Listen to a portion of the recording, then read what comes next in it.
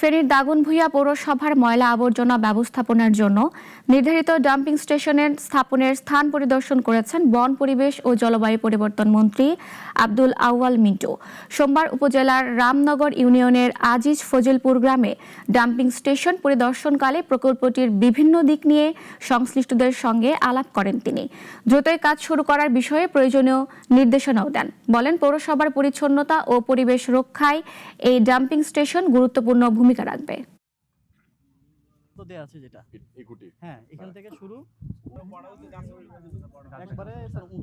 বর্জ্য অপসারণ করে যখন বর্জ্য প্রসেস করে, সেটা তো পাবলিক হেলথের জন্য করে, মানুষের স্বাস্থ্য ব্যবস্থা উন্নয়নের জন্য, এটাকে খারাপ করার জন্য করে না।